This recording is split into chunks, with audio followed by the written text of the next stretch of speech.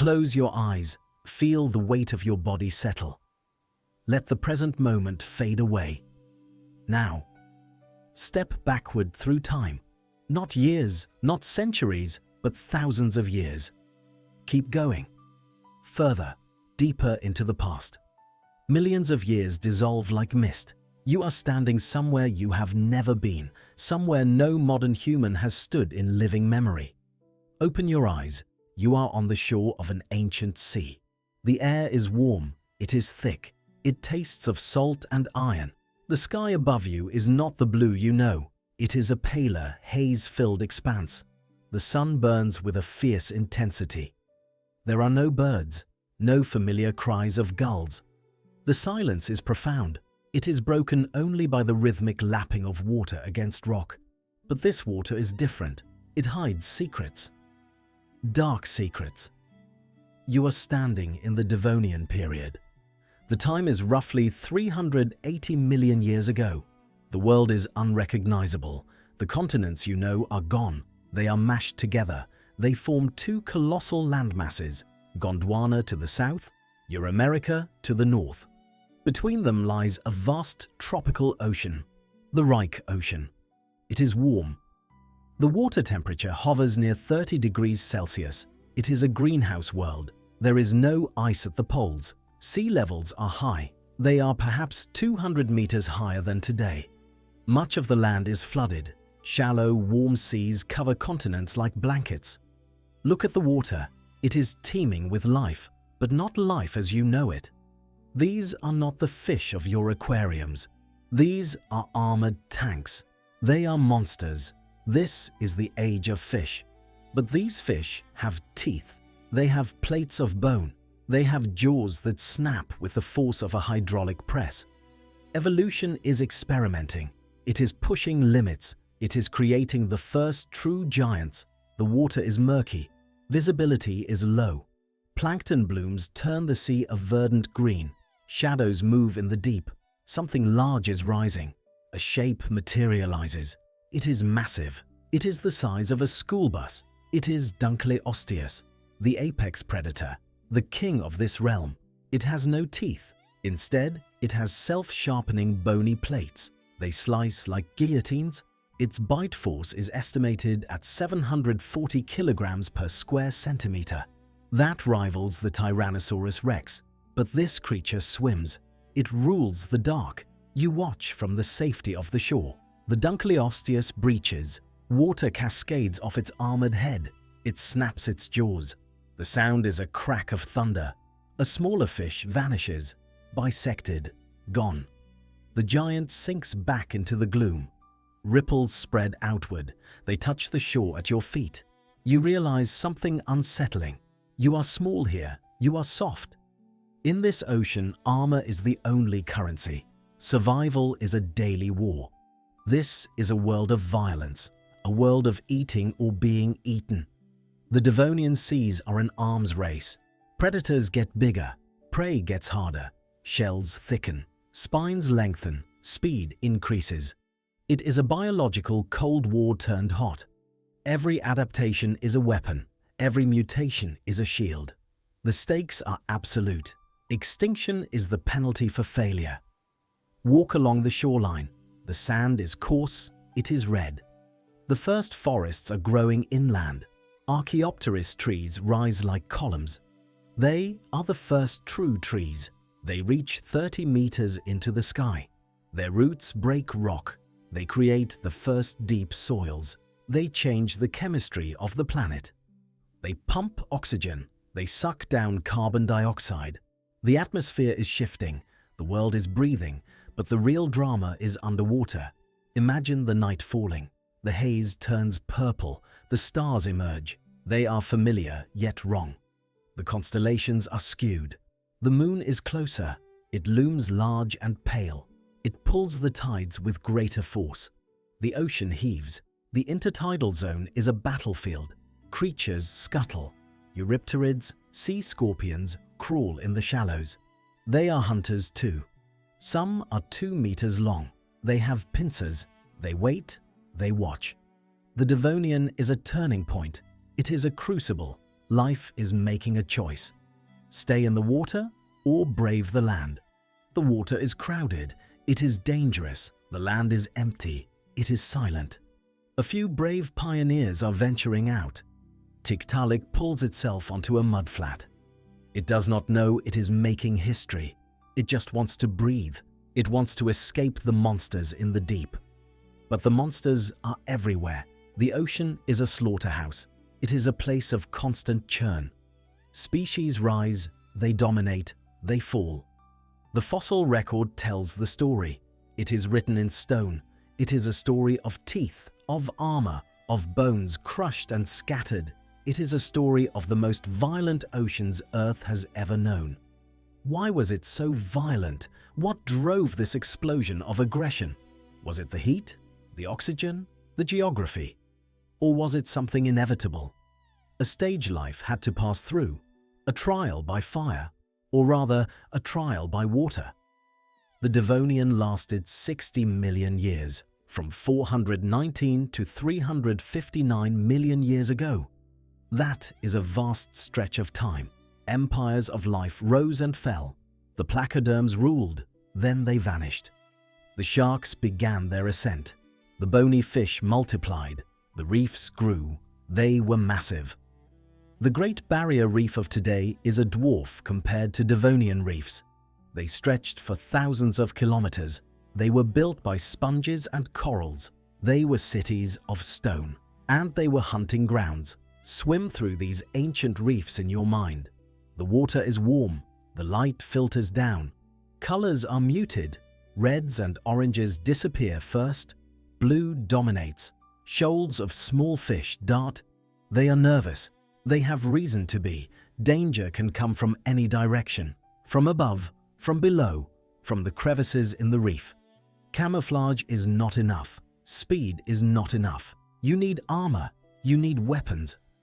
A Tiktaalik glides past. It is an early shark. It is sleek. It is fast. It is not the top predator here. It is wary.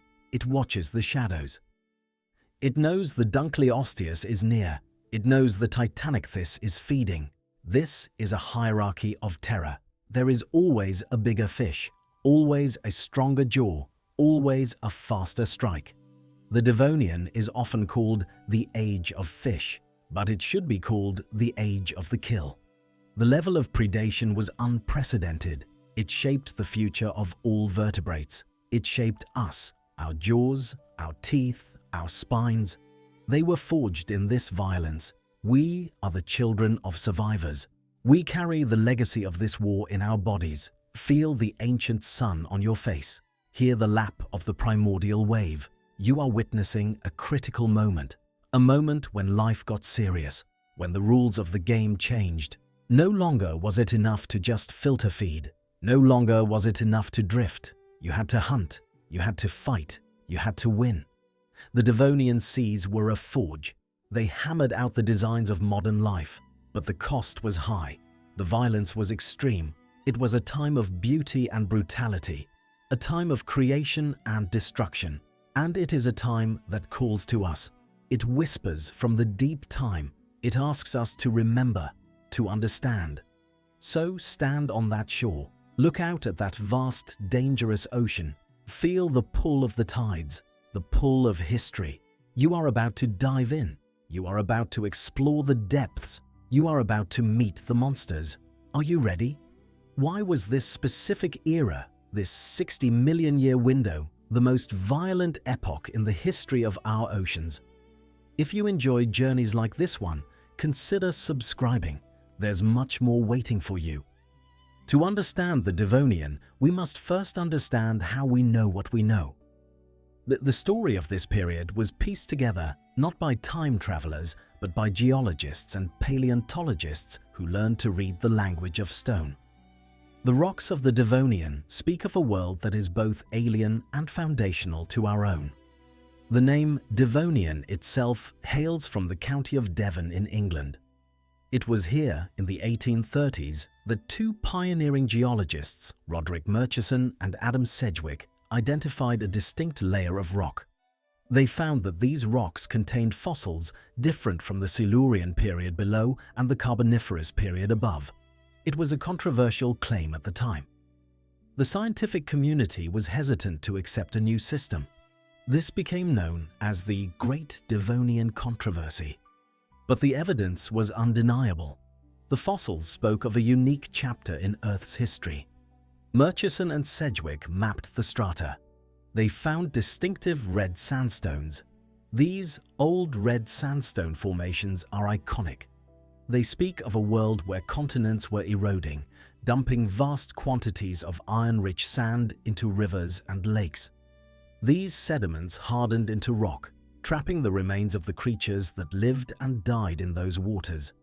In these red rocks, the story of the fish was written. Charles Lapworth, another giant of geology, later refined the stratigraphy. He helped to clarify the boundaries of these ancient periods. Through the work of these men and countless others, the Devonian was established as the fourth period of the Paleozoic era.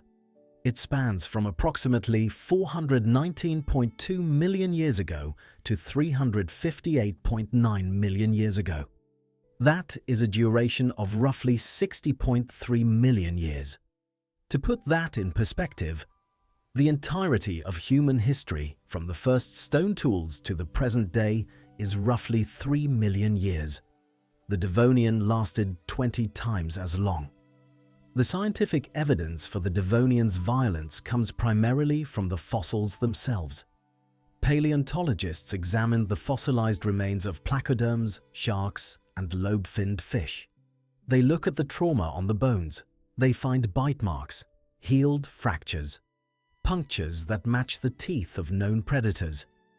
In the Gogo Formation of Western Australia, one of the world's most significant Devonian sites, scientists have found perfectly preserved fossils. These fossils are encased in limestone nodules. When dissolved in acid, they reveal three-dimensional skeletons complete with soft tissue impressions. One specific study of a Dunkleosteus skull revealed bite marks that matched another Dunkleosteus. This suggests cannibalism. It suggests territorial disputes. It confirms that the violence was not just interspecies, but intraspecies. The giants fought each other. They battled for dominance, for mates, for hunting grounds. The ocean was a gladiatorial arena. Geochemical analysis of Devonian rocks tells us about the environment. Isotopes of oxygen and carbon trapped in ancient limestone reveal the temperature and atmospheric composition. We know that carbon dioxide levels were significantly higher than today, perhaps 8 to 10 times higher in the early Devonian, dropping significantly by the end due to the spread of forests. This created a super greenhouse effect. Global temperatures averaged around 20 degrees Celsius. I compared to about 14 degrees today. The poles were virtually ice-free. This warmth fueled the biological engines of the seas. The layout of the continents is reconstructed through paleomagnetism. When rocks form, magnetic minerals align with Earth's magnetic field. By measuring this alignment, geologists can determine the latitude at which the rock formed. This data allows us to reconstruct the map of the Devonian world. We see the supercontinent Gondwana dominating the southern hemisphere. We see the smaller continent of Euramerica or Laurussia straddling the equator. We see the vast Panthalassic Ocean covering the rest of the globe. It was a world of water. Another crucial piece of evidence comes from the rise of oxygen. The spread of land plants, particularly the Archaeopteris forests in the late Devonian, fundamentally changed the planet. These plants increased atmospheric oxygen levels. Some models suggest oxygen rose to near modern levels or even higher during pulses of the Devonian. Oxygen is high-octane fuel for metabolism. It allowed animals to grow larger. It allowed for more active, energetic lifestyles. It powered the muscles of the great predators. The violence of the Devonian was, in part, chemically fueled. We also find evidence of mass extinction events within the period. The Devonian culminated in one of the Big Five mass extinctions. The late Devonian extinction was not a single event, but a series of pulses spanning millions of years. The Kelwasser event, roughly 372 million years ago, and the Hangenberg event, roughly 359 million years ago, were catastrophic. They wiped out 70 to 80% of all animal species. The great reefs collapsed. The placoderms vanished. The reasons are debated: anoxia, lack of oxygen in the oceans, rapid cooling, perhaps even asteroid impacts. But the fossil record clearly shows the sudden silence after the noise of the Devonian. The fossils of the Devonian are not just static bones, they are snapshots of behavior. We have found fossilized vomit, regurgitalites, containing the scales and bones of prey. We have found coprolites, fossilized feces that tell us about diets. We have found fish preserved in the act of eating other fish. In the Cleveland Shale of Ohio, fossils of Dunkleosteus are found associated with the chewed-up remains of sharks and other placoderms. The evidence is visceral, it is graphic. Furthermore, the biomechanics of these creatures have been studied using modern engineering techniques. The computer models of Dunkleosteus jaws simulate the bite force. They show how the four-bar linkage mechanism of the skull allowed for both rapid opening, creating suction, and powerful closing.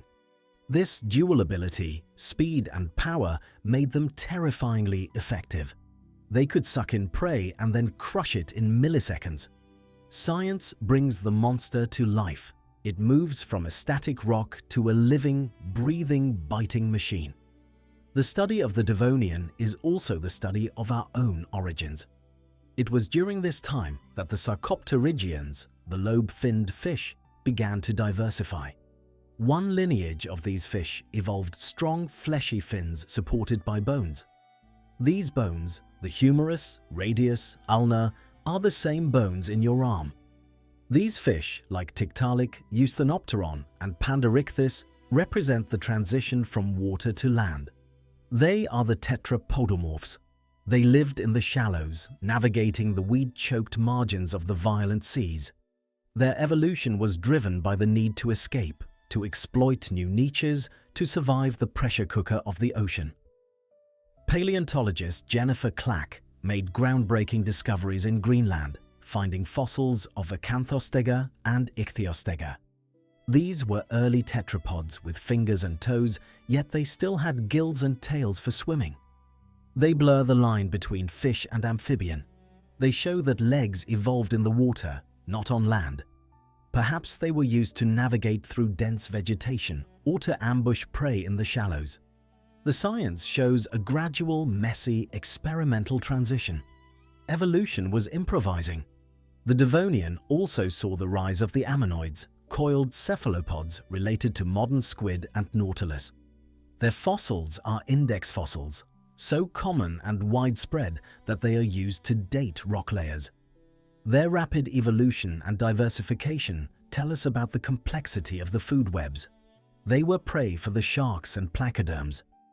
Their shelled existence was a response to the crushing jaws of the vertebrate predators.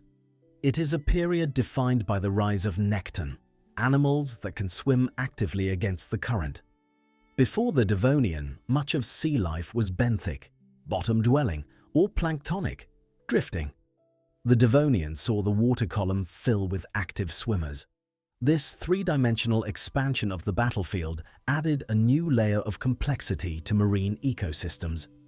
Death could come from any angle. Scientific rigor allows us to look at a 360-million-year-old rock and see a snapshot of a killing. We can calculate the bite force. We can measure the oxygen levels. We can map the currents. We can name the players: Dunkleosteus terrelli, Cladocelache faileri, Bothriolopis canadensis. These are not monsters of myth. They are animals of history. They lived, they hunted, they died, and their legacy remains in the strata of the earth, waiting to be read. Imagine the sensory experience of the Devonian world. Close your eyes and feel it materializing around you. It was a time of extremes, a world painted in vivid, alien hues that no human eye has witnessed. The atmosphere was thick and heavy, laden with moisture that clings to your skin like warm silk. The air carries the rich, organic scent of developing life, the smell of photosynthesis, of carbon being locked into cellulose, of oxygen being exhaled for the first time in quantities that matter. The oxygen levels were rising, climbing from the thin 15% of earlier eons toward peaks that would eventually reach 21%, and in some pulses even higher, 25% or more, levels that would support the gigantism to come. But the air also carried something else, the metallic tang of exposed oxidizing minerals from the vast barren interiors of the continents, the smell of rust, of iron meeting oxygen. For the first time after billions of years locked in stone, the geography was dominated by the titanic supercontinent Gondwana, a colossal landmass that sat heavily over the South Pole and stretched northward toward the tropics, covering nearly 40% of all the dry land on Earth. It was a continental giant, what would one day fragment into South America, Africa, India, Antarctica, and Australia.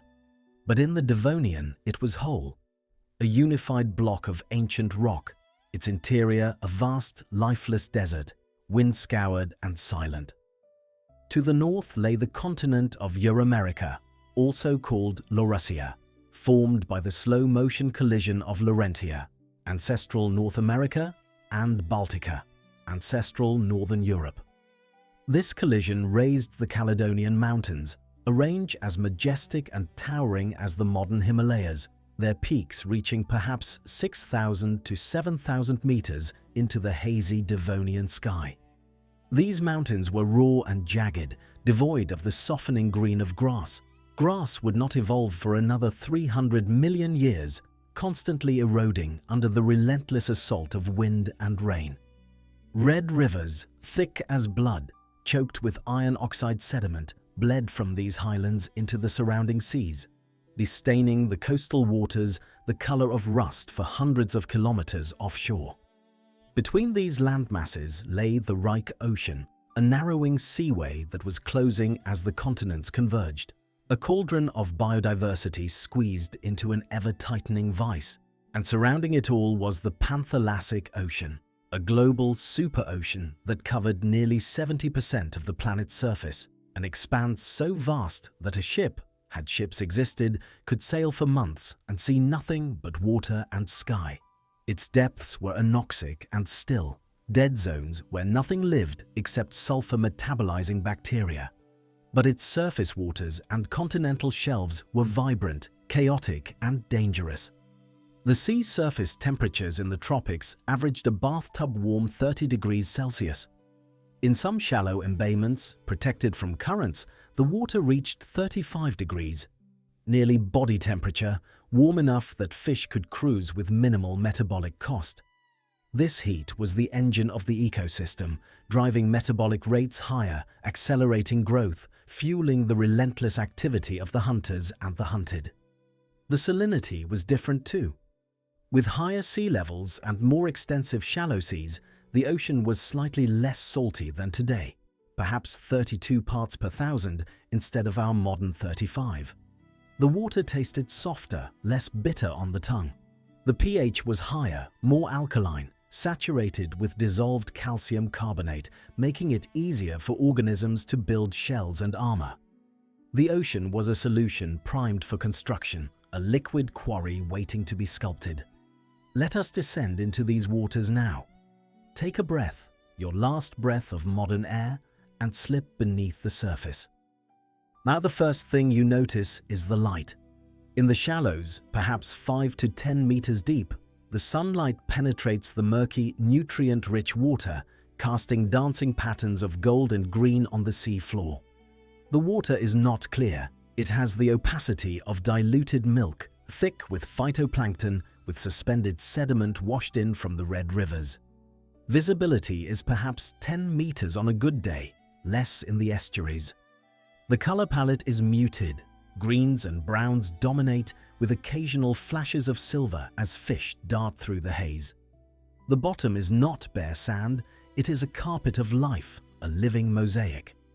Crinoids, sea lilies, sway in the gentle currents like underwater fields of wheat, their feathery arms extended, filtering the water for microscopic plankton.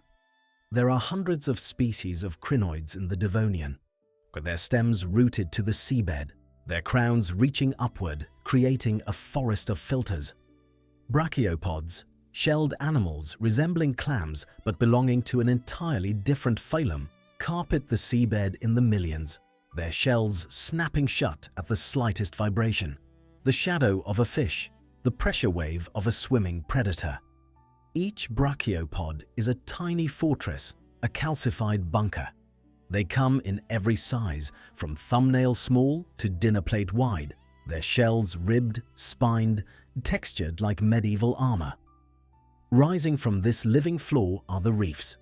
These are not the coral reefs of today, built by scleractinian corals. Those have not yet evolved. These are stromatoporoid tabulate reefs, built by two ancient groups, stromatoporoids, calcareous sponges that secrete layers of calcium carbonate, and tabulate corals, are primitive corals that form honeycomb structures. Together, they create massive, honeycombed edifices that stretch for thousands of kilometers along the continental shelves. The Great Barrier Reef of our time is 2,300 kilometers long. The Devonian reefs were longer. Some estimates suggest continuous reef systems stretching 5,000 kilometers or more along the margins of Gondwana and Euramerica. They are fortresses. They are labyrinths. They rise from the sea floor like organic castles, their surfaces rough and porous, riddled with holes and channels. In their crevices and caves, life hides. Trilobites, those ancient arthropods, distant cousins to modern insects and crustaceans, scuttle across the sponges, their segmented bodies armored in chitinous plates, their compound eyes, composed of hundreds of individual calcite lenses, are scanning for danger with a 360-degree field of view. Some trilobites have evolved spines and erratic shapes, defensive ornaments, a desperate arms race against the crushing jaws that patrol the reef edge.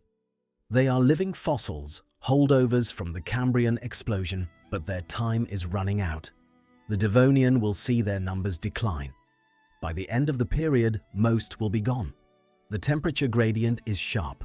At the surface, the water is warm, almost comfortable. At 20 meters, it drops to 26 degrees. At 50 meters, where the thermocline sits, it plunges to 18 degrees. Below that is the cold, dark abyss, the anoxic zone, the realm of death. But here, in the sunlit shallows, life is everywhere. It is a riot of forms. It is a carnival of experimentation. And then, the masters of this world appear. The placoderms, the armored fish. They are the defining creatures of the Devonian, the reason this period is called the Age of Fish. They are unlike anything alive today. Their heads and thoraxes are encased in articulated plates of dermal bone, not scales, but true bone, ossified from the skin, fitted together like a jigsaw puzzle. They look like knights prepared for a joust, their bodies a blend of biological tissue and mineral fortress. There are over 200 known genera of placoderms in the Devonian, filling every niche from the shallows to the deep, from the poles to the tropics. Consider Bothriolopis, one of the most common. It is a small placoderm, perhaps 30 centimeters long, weighing maybe a kilogram. It is a bottom feeder, scavenging through the mud and detritus with a shovel-like snout. It looks bizarre, with a boxy, armored body and strange, bejointed pectoral fins that resemble arthropod limbs more than fish fins, articulated, segmented, almost mechanical in their movement. It uses these fins to prop itself up, to walk across the bottom, to dig. It is abundant beyond measure, found in fossil sites all over the world, from Scotland to Canada to Australia. In some formations, the fossils are so dense that the rock is essentially made of Bothriolopis plates. It is the krill of the vertebrate world, the fundamental unit of the food web, the currency of calories. It scuttles and swims in vast schools numbering in the hundreds of thousands, constantly nervous, constantly watched. Its armor is not thick, perhaps 2 to 3 millimeters, but it is enough to deter small predators, not enough to deter the large ones. Cruising above the reef, decasting a shadow that makes the Bothriolopis scatter, is Tiktaalik. It is a giant rivaling Dunkleosteus in size, reaching lengths of 6 to 8 meters, weighing perhaps 2 tons. But it is a gentle giant, the basking shark of its time. Its mouth is enormous, gaping open to a diameter of nearly a meter, but its jaw plates are dull, weak, unsuited for biting. It cruises with its mouth agape, filtering small prey and plankton from the water. Its gill rakers, fine, comb-like structures, strain out the tiny organisms, letting the water pass through. It is a silent shadow, a reminder that not all giants are killers, though its sheer size makes it intimidating. Its skin is dark, a mottled grey-brown that blends with the deep water. Its armored head a dull, matte grey that absorbs light rather than reflecting it. It moves slowly, almost lazily, its pectoral fins barely moving, coasting on momentum and the gentle push of its crescent tail. It is the whale of the Devonian, peaceful, majestic, but always aware, always listening. But the peace is an illusion. From the gloom beyond the reef, beyond the reach of clear sight, emerges the nightmare. Dunkleosteus terrelli. The definitive monster of the age. It is 9 meters long, measured from snout to tail. It weighs 4 tons, the weight of a large modern elephant, but compressed into a hydrodynamic killing machine. Its head is a helmet of solid bone, a casque of dermal plates that fit together with sutures like a human skull, but far thicker. Some plates are 5 centimeters thick, solid mineralized tissue. Its eyes are enormous, 15 centimeters across, ringed with thick sclerotic plates, rings of bone that support the eyeball, giving it a permanent, unblinking stare, a gaze that seems to look through you rather than at you. It does not have teeth. Instead, the edges of its jaw plates, the upper and lower mandibles, are honed to razor sharpness, self-sharpening through occlusion, through the act of biting. They act like shears, like the blades of a guillotine. The bite mechanics are extraordinary. As it opens its mouth, a 4-bar linkage mechanism in the skull creates a rapid expansion of the buccal cavity.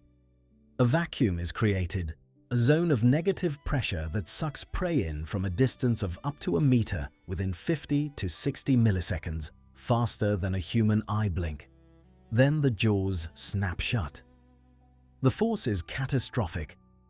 Estimates based on skull mechanics suggest a bite force of 4,400 to 5,300 newtons at the jaw tip, roughly equivalent to the bite of a modern alligator, but concentrated on the sharp edges of bone blades. It can crush the armor of other placoderms. It can snap the spine of a shark in a single bite. It is a machine built for destruction. When it moves, the water displaces around it with a heavy, ominous pressure, a subsonic rumble you feel in your chest more than here. Smaller fish scatter in a panic, a silver cloud exploding outward in every direction, desperate to put distance between themselves and the apex predator. Watch it hunt. It does not chase. It does not need to. It drifts, hanging motionless in the water column, its density perfectly balanced, its pectoral fins making micro-adjustments, its eyes fixed forward. It is waiting. It can wait for hours. Its metabolism is slow, cold-blooded, efficient. A school of Bothriolopis, perhaps 50 strong, moves along the reef edge, feeding on algae, unaware. The Dunkleosteus tracks them with its eyes, calculating distance, angle, speed. Then, in an instant, it moves. The tail flexes once, a single powerful stroke, and the giant accelerates. It does not need to be fast, it only needs to be fast enough. It covers the 10 meters in 2 seconds. The school scatters, but one individual is too slow. The Dunkleosteus opens its jaws. The suction pulls the prey in, the jaws close. There is a crack, audible underwater, the sound of bone shearing through bone. The Bothriolopus is bisected, its armored body split in two. The giant swallows the front half. The back half sinks, trailing a cloud of blood and viscera. Smaller scavengers, sharks, acanthodians, dart in to claim the remains. The Dunkleosteus drifts away, sated for now. It will not need to eat again for days. In the open water above the reef, the sharks are rising. Tiktaalik filary is sleek and streamlined, a bullet of muscle and cartilage growing up to 2 meters long. It lacks the heavy armor of the placoderms, relying instead on speed and agility. Its skeleton is cartilage, flexible and light, reducing its weight to perhaps 50 kilograms. It has a deeply forked tail, a hetero-circle design built for bursts of acceleration. It can hit speeds of 60 kilometers per hour in short sprints.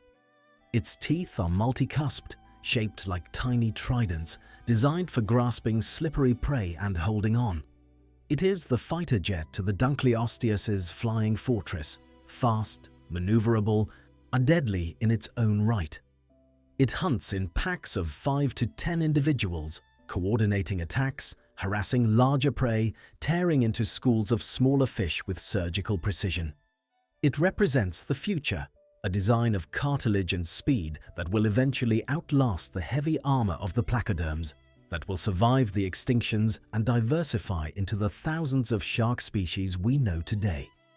The acanthodians, or spiny sharks, though they are not true sharks, dart among the coral heads like hummingbirds. They are small, typically 10 to 30 centimeters long, vibrant fish adorned with stout spines in front of every fin: dorsal, pectoral, pelvic, anal. These spines are defensive, making them difficult to swallow, forcing predators to approach carefully to avoid injury. So they are colorful. Fossil evidence of pigment cells suggests patterns of iridescent blues, greens and reds, perhaps flashing warnings or mating signals. They are agile, turning on a dime, their bodies flexible, their fins rapid, filling the role of modern reef fish, damsels, wrasses, gobies. They are the snack food of the ocean, sustaining the intermediate predators, the Tiktaalik packs, the young Dunkleosteus juveniles. They live fast, reproduce young, die often, but their numbers are vast. For every one eaten, 10 more are born. Near the river mouths, where the fresh red water mixes with the salt, creating a gradient of salinity and temperature, another terror lurks. Hyneria lindi, a lobe-finned fish, a sarcopterygian, a member of the group that will one day give rise to all tetrapods. It grows to 3 or 4 meters, weighing perhaps 200 kilograms. It is powerful, barrel-chested, with strong muscular pectoral and pelvic fins. Fins that have bones inside them, a shoulder girdle, a hint of the limbs to come. These fins allow it to maneuver in shallow, choked waters where other fish struggle, to push off the bottom, to lunge forward with explosive power. It has immense fangs, some 10 centimeters long, recurved, designed to impale and hold. It hunts in the murky turbidity where the river sediment clouds the water, ambushing early tetrapods like Hynerpeton, ironically named after the same location, and other fish that venture into the brackish zone. It is the ruler of the estuaries, the gatekeeper between the ocean and the land, the reason the first tetrapods were cautious, fearful, always looking over their shoulders. So the sounds of the Devonian Sea are different from today. There are no whale songs. Whales will not evolve for another 300 million years. No dolphin clicks, no complex vocalizations. But it is not silent. Far from it. There is the crunch of bone as jaws close on prey. The snap of what may be ancestors of snapping shrimp, using cavitation bubbles to stun small prey. The grinding of pharyngeal teeth, teeth in the throat, processing food, crushing shells. The heavy thrum of displacement as giants pass. The subsonic vibrations of tons of water being pushed aside. The friction of water against rough, denticle-covered skin. the placoderm plates creating turbulence, a low-frequency hum. The clatter of trilobites walking across rock, the hiss of sediment stirred up. It is a soundscape of mechanical biology, of scraping and crushing, eye of impacts and collisions. The water itself tastes different. If you could taste it, and you can, imagine it, it is rich in dissolved minerals, heavy with calcium, magnesium, sulfate. The chemistry allows for the easy precipitation of calcium carbonate, essential for shell building, for reef construction, for the armor of the placoderms. But there are dead zones, regions where the circulation fails, where the oxygen drops to zero.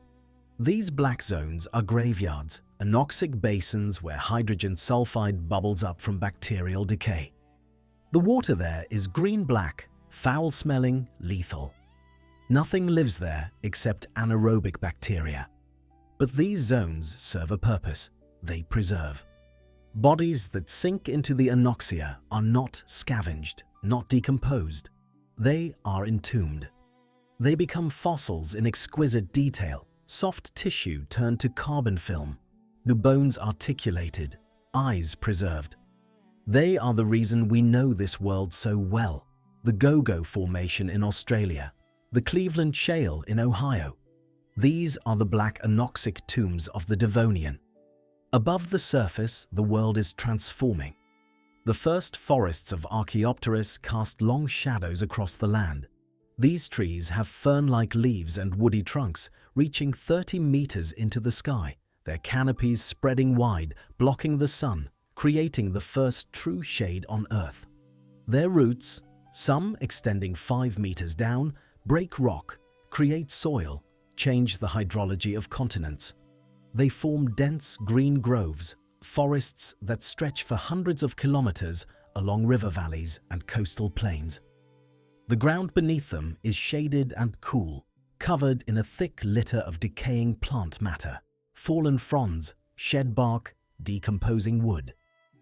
The first true soil is forming, a layer of organic material mixing with broken rock, creating a substrate for life. In this damp darkness, the first insects and arachnids are thriving.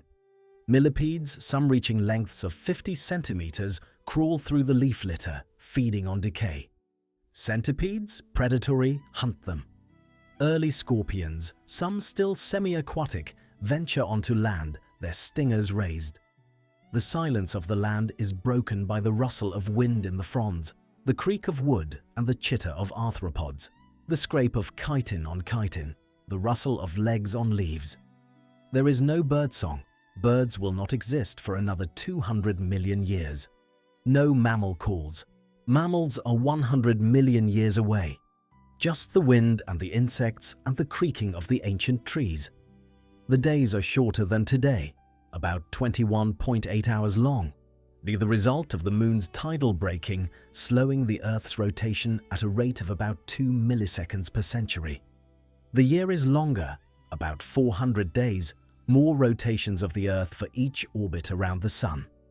The Moon is closer, about 10,000 kilometers closer than today, looming large in the sky, appearing about 5% larger in diameter. This proximity creates massive tides, tides that sweep 10 to 15 kilometers inland along shallow coastlines, creating vast tidal flats, mud flats, salt marshes. These flats are the laboratories of evolution. Here, fish are stranded in tide pools when the water retreats. They must survive the drying sun, the rising temperature, the plummeting oxygen. They must gulp air from the surface.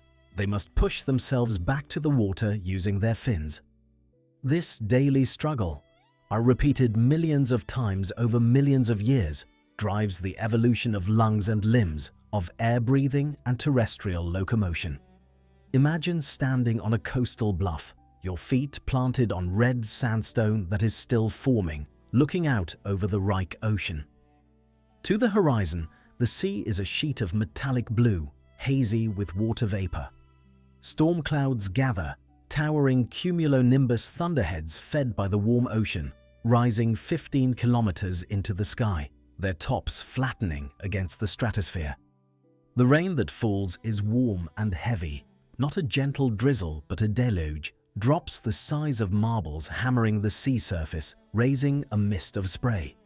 Lightning strikes the water, a jagged bolt that connects sky to sea with a blinding flash, the ozone smell sharp and clean.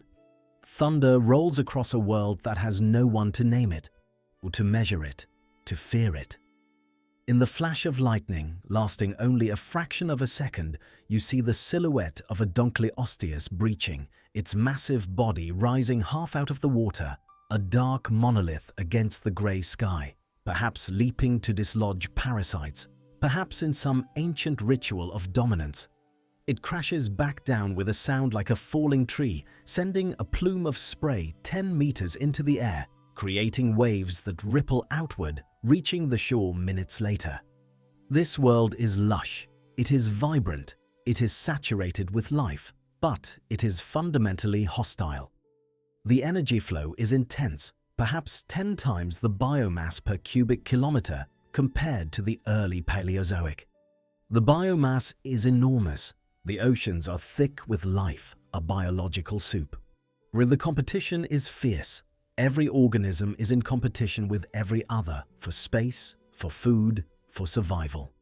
It is a world where weakness is a death sentence, where injury is often fatal, where old age is a luxury few achieve. A world where armor is heavy, metabolically expensive, but necessary. A world where the peaceful grazing of the future has not yet evolved. There are no herbivores yet, no true grazers, only detritivores and filter feeders and carnivores. Here, everything is a hunter or hiding from one. There is no middle ground, there is no retirement. The colors of the reef are not the neon pinks and electric blues of modern corals with their symbiotic algae, but the earthy tones of sponges and algae, ochres and umbers, rusts and burgundies, deep olive greens and bone whites. The fish provide the flashes of color, silver flashes of light reflecting off scales, the iridescent blues and greens of acanthodian spines, the dark matte grays of the placoderms. The blood that spills in the water is the same red as yours, iron-rich hemoglobin carrying oxygen, a universal signature of vertebrate life. It clouds the water in billowing tendrils, diffusing slowly, attracting more sharks, more placoderms, more scavengers, triggering a feeding frenzy that churns the water into a froth, a maelstrom of bodies and jaws and thrashing tails. This is the Devonian, a world of iron and bone, a world of warm water and cold blood, a world where the blueprint of the vertebrate body was tested to destruction, refined in the crucible of violence. It is a magnificent, terrifying cathedral of life.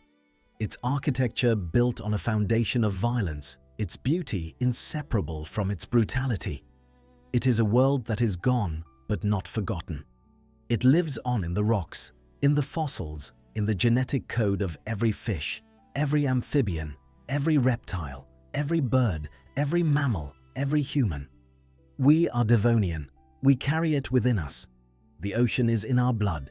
The ancient sea is in our cells. We have walked the shores. We have swum the reefs. We have met the monsters. But a question hangs heavy in the humid air, darker than the deepest trench of the Paleontologic ocean. Why? What was it about this specific moment in Earth's deep history that turned the oceans into such a brutal arena? Why did the Devonian become the most violent age of fish? Nature is usually balanced. Predators and prey exist in a delicate dance. But the Devonian feels different. It feels like an arms race gone mad. It feels like a war without treaties.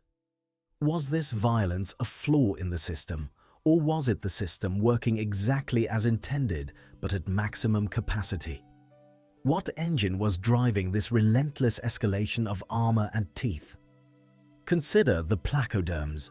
They appeared, evolved into tanks, dominated the globe, and then vanished completely. They left no descendants.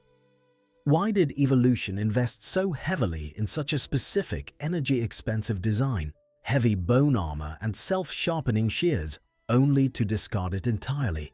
Was their violence their downfall? Did they become too specialized, too perfect at killing and unable to adapt when the world changed?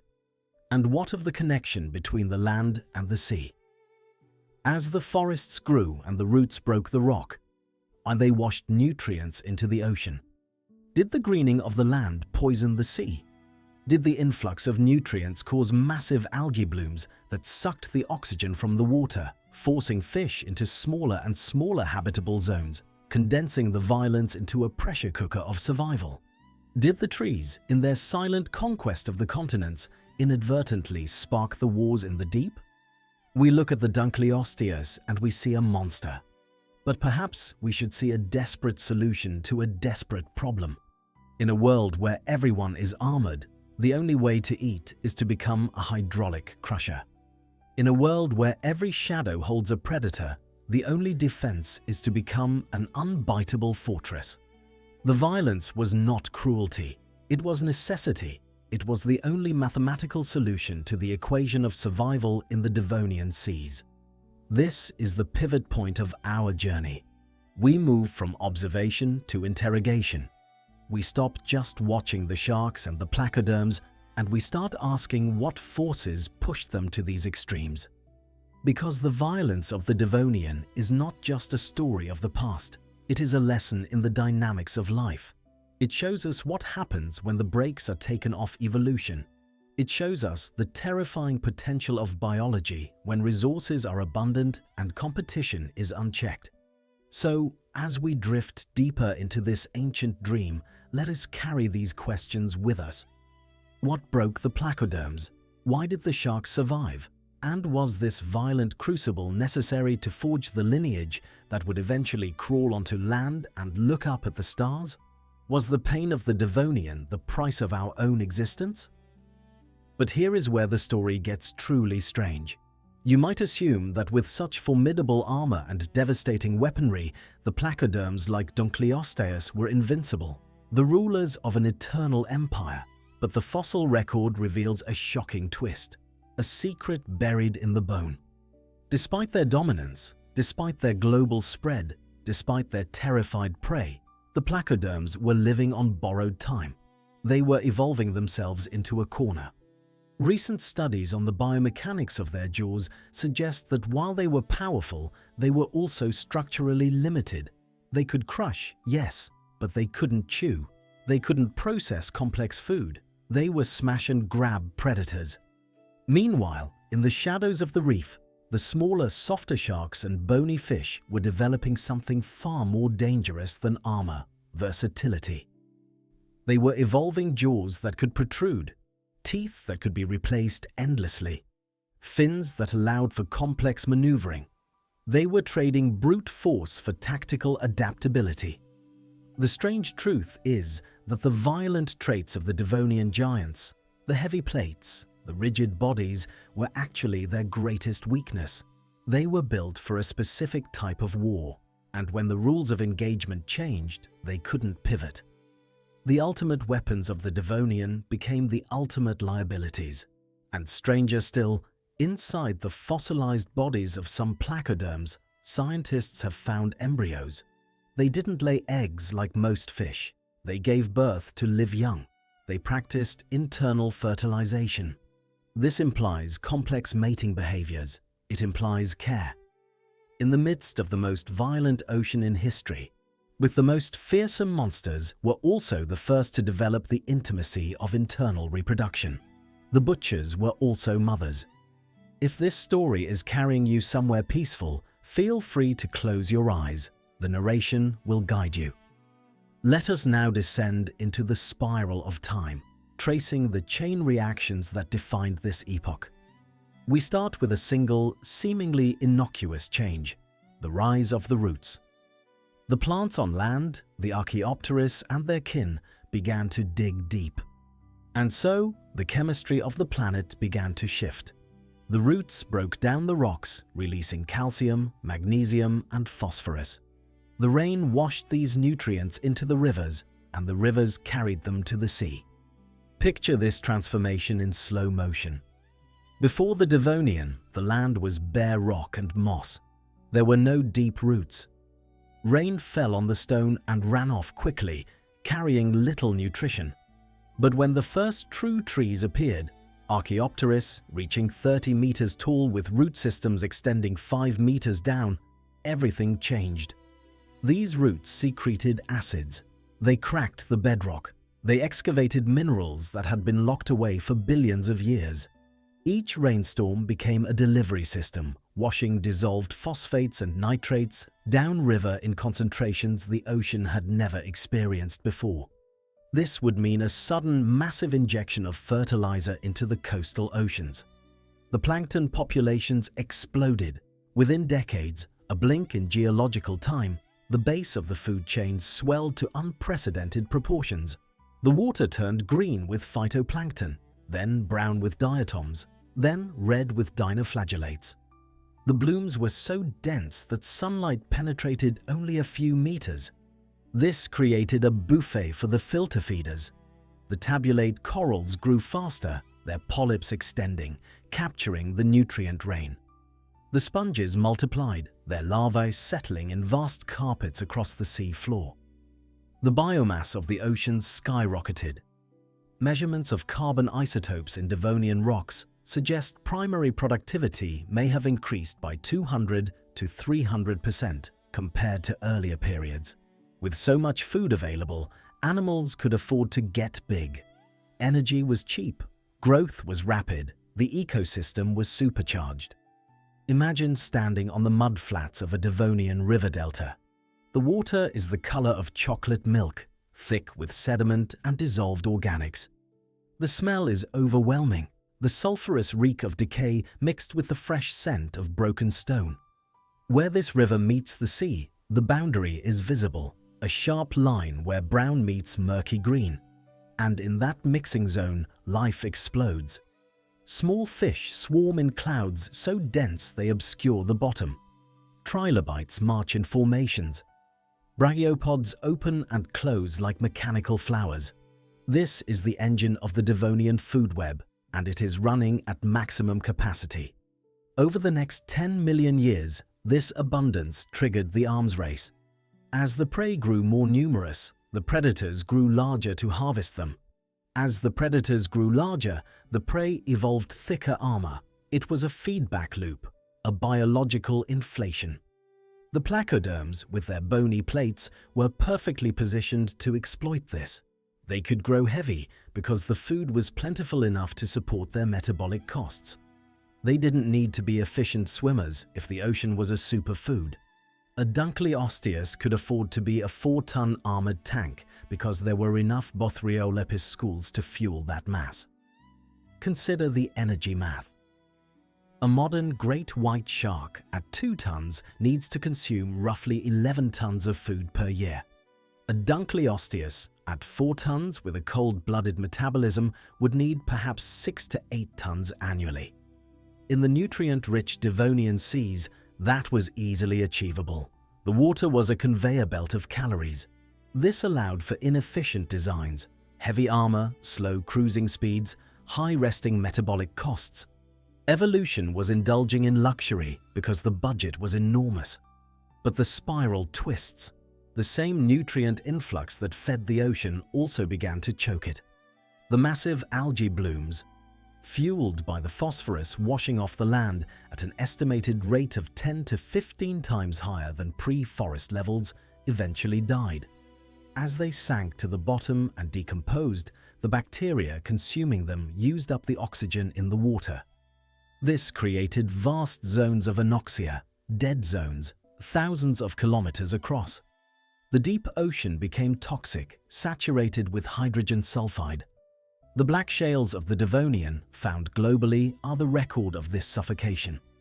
The habitable space for marine life was squeezed into the upper oxygenated layers, perhaps the top 50 to 100 meters. The battlefield shrank. The crowding increased. The violence intensified because there was nowhere to hide, nowhere to retreat. Imagine the ocean stratified into layers, a bright, warm, oxygenated surface layer teeming with life and death, and below it, a dark, still, poisonous abyss. The boundary between them was sharp, a thermocline and oxycline combined. Fish that ventured too deep would suffocate. Predators learned to drive prey downward toward that lethal boundary, forcing them to choose between the jaws above and the poison below. The ocean became a vertical trap. And so, the Nekton revolution accelerated. To survive in the crowded, dangerous surface waters, you had to be able to move, not just forward, but up, down, laterally, in unpredictable bursts. Drifting was a death sentence. The evolution of strong fins, powerful tails, and streamlined bodies was not just an advantage, it was a necessity. The fish learned to swim not just to travel, but to escape, to hunt, to outmaneuver. The sharks, the chondrichthyes, became the masters of this new three-dimensional agility. Their cartilaginous skeletons were lighter than bone, allowing for rapid acceleration. Their heterocircle tails provided lift and thrust. They were the fighter jets of the Devonian, while the placoderms were the bombers, devastating but ponderous. Watch the strategies diverge. A Tiktaalik does not hunt by ambush. It hunts by pursuit, reaching speeds estimated at 60 kilometers per hour in short bursts, using its streamlined body and powerful tail to run down smaller fish. It strikes from below, using the sun to blind its prey. A Dunkleosteus, by contrast, is an ambush predator. It drifts, nearly motionless, conserving energy. When prey approaches, it opens its jaws in 50 milliseconds, creating a vacuum that sucks the prey in from a distance of up to 1 meter. The prey is inside the jaws before it realizes it is under attack. The two strategies, both effective, both shaped by the pressure cooker of the Devonian Seas. 5 million years later, around 385 million years ago, the pressure on the shallow reefs became unbearable. The spiny sharks, the acanthodians, were being squeezed out. They were too small to compete with the placoderms for large prey, too slow to compete with the sharks for fast prey. The large placoderms dominated the open water, the pelagic zones. The sharks ruled the speed niche, the mid-water hunters. The bony fish, the osteichthyes, were small and hiding in the cracks, occupying the cryptic niches within the reef structure. Some of the lobe-finned fish, the sarcopterygians, found a new refuge. The river mouths, the estuaries, the swampy, weed-choked margins where the big oceanic tanks couldn't follow. From the brackish zones where salt and fresh water mixed, creating an osmotic challenge that the open ocean specialists couldn't handle. This would mean adapting to a new environment. Fresh water, variable salinity that changed with the tide and the season. Turbid, muddy water full of obstacles, submerged logs, tangles of roots, beds of aquatic plants. Fins that were good for open ocean cruising were useless here. You needed fins that could push against the bottom, steer through tight spaces, and grab onto structure. You needed muscular, limb-like fins, the robust, lobed fins of the sarcopterygians with internal bones, the humerus, radius, ulna, that could bear weight and provide leverage. You needed air. The warm, stagnant water of the swamps, choked with decaying vegetation, D was low in dissolved oxygen, perhaps only 2 to 3 parts per million compared to 6 to 8 in the open ocean. Gills were not enough. You needed a backup plan. A swim bladder modified into a lung, vascularized, capable of extracting oxygen directly from the air. You had to gulp air from the surface, a behavior that left you vulnerable, exposed, and so the push to land began. Not as a majestic conquest, but as a refugee movement, a retreat from the violence of the sea. Tiktaalik, living around 375 million years ago in the river systems of what is now Arctic Canada, didn't walk on land because it wanted to explore. It walked on land because the water was full of monsters like Hyneria, 3-meter ambush predators lurking in the murk. The first steps on Earth were taken in fear, the fins scrabbling for purchase on the mud, neither body heaving forward, lungs gasping, eyes scanning for the next refuge. These were not pioneers, these were refugees. Feel the texture of that mud under your own feet. It is warm, almost hot from the tropical sun. It squelches between your toes. It smells of rot and methane. The air is thick, harder to breathe than the water. But it is safer. The giant jaws cannot follow here. For the first time in 100 million years, a vertebrate is outside the reach of the ocean's predators. It is a small respite, but it is enough. It is the beginning of everything that follows. Meanwhile, out in the open ocean, the placoderms were reaching their zenith. By 400 million years ago, roughly 20 million years into the period, they had diversified into every niche. There were bottom feeders like Bothriolopis, sifting through sediment with their shovel-like snouts. There were filter feeders like Tiktaalik, drifting with mouths agape. There were mid-level predators, sleek hunters of the reef edges, and there were the apex predators like Dunkleosteus terrelli, the unchallenged kings. They seemed unstoppable. They were the pinnacle of vertebrate evolution at that time, a design refined over millions of generations. But their success was fragile. They were heavily dependent on the specific conditions of the Devonian warm seas, the high temperatures, the abundant food, the stable salinity.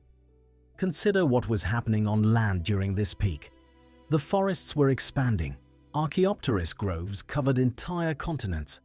With them came the first complex soils, layers of organic matter mixing with broken rock. These soils absorbed water, with slowing runoff, regulating the flow of rivers, but they also continued to pump nutrients into the sea. And they did something else. They drew down carbon dioxide from the atmosphere at an unprecedented rate.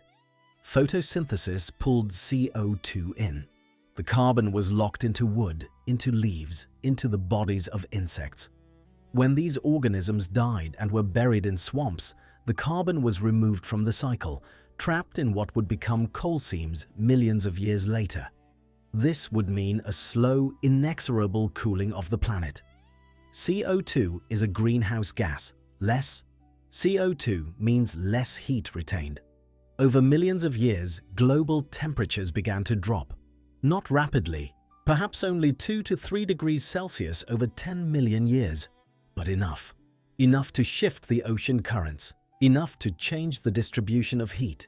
Enough to stress the tropical ecosystems that had become so specialized. Then came the cooling. 372 million years ago, the first pulse of the extinction struck. The Kellwasser event, named after a thin layer of dark limestone found in Germany. The reasons are complex and debated. Volcanism in Siberia, releasing sulfur dioxide and causing acid rain, orbital changes in Earth's path around the sun, reducing sunlight, or perhaps the plants themselves, drawing down too much CO2 and triggering a runaway cooling. Whatever the trigger, the result was catastrophic. The tropical reefs collapsed, the stromatoporoid sponges died en masse, the tabulate corals bleached and crumbled. The warm water species were hit hard. The placoderms, with their heavy bodies and high metabolic demands, suffered. A Dunkleosteus requires warm water to maintain its metabolism. In cooler water, its muscles slow, its digestion slows, its hunting efficiency drops. And the food base, the small fish it relies on, was also crashing. Their heavy bodies and high metabolic demands were liabilities in a cooling, crashing world. Imagine the reefs turning from vibrant brown and green to ghostly white. The sponges rotting, their skeletons collapsing into rubble. The fish schools thinning, then vanishing. The water clarity increasing as the plankton died, allowing sunlight to penetrate deeper, but illuminating only emptiness. The Dunkleosteus cruising through this desert, its energy reserves depleting, its hunting territory expanding as prey became scarce, eventually overlapping with rivals, were triggering brutal territorial battles that left both fighters weakened, vulnerable.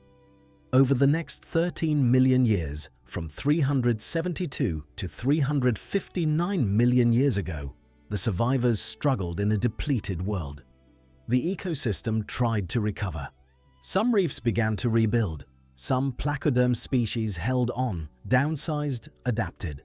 The sharks, more adaptable, more efficient, began to fill the gaps. But the world had changed. The easy abundance was gone. The ocean was cooler, more seasonal, less stable.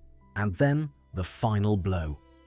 The Hangenberg event, 359 million years ago, at the very end of the Devonian.